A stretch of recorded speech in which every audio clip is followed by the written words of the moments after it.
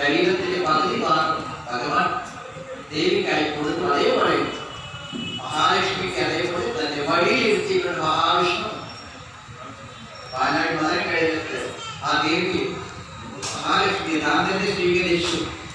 ഇപ്പോഴും ദേവിയോടുകൂടി എപ്പോഴും കാണാം. കാരണം നമ്മൾ പ്രാർത്ഥിക്കുന്ന സമയത്ത് നമുക്ക് ലക്ഷ്മി കടാക്ഷം വേണ്ടി ഉടനെ ചോദിക്കുന്ന ഒരാളോട് നമ്മളെ പ്രാർത്ഥിക്കും, അവർക്ക് വേണ്ടതായ കൊടുക്കണം.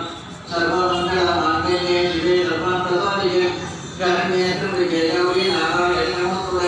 ആയുർദേഹി ധനദേഹി വിജ്ഞാനം ദേഹി മഹേശ്വരി സമസ്തവി ദേഹിയുടെ പരമേശ്വരി എല്ലാം കൊടുക്കണം. എല്ലാ മക്കള വസ്തുക്കളും ആരെയാണ് ദേവിയുടെ കൈവശമാണ്. ദേവിയായാലും പാർവതിയായാലും ലക്ഷ്മിയായാലും സരസ്വതിയായാലും എല്ലാം ദേവിയാണ്. അവരുടെ എല്ലാ മന്ത്രവസ്തുക്കളുടെയും ഇരിപ്പിടമാണ്.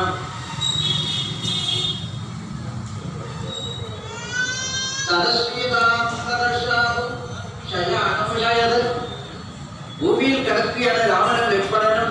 കണ്ട ഉടനെ അവളും ബോധം നഷ്ടപ്പെട്ടു. സഹിക്കാൻ വയ്യ, അവൾക്ക് ദുഃഖം സഹിക്കാൻ വയ്യ, പാവം.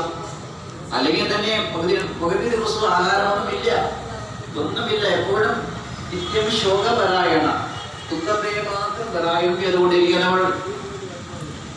അവൾ സീതഗീത തന്റെ രാമൻ എല്ലാമായ രാമൻ തനിക്ക് സഹായിക്കാൻ വന്ന ലക്ഷ്മണൻ ബാണപ്രയോഗം കൊണ്ടിതാണ് ബോധം നഷ്ടപ്പെട്ട് കിടക്കുന്നു.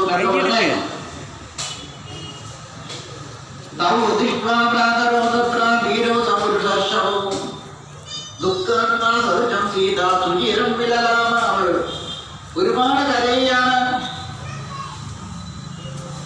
രോദനം,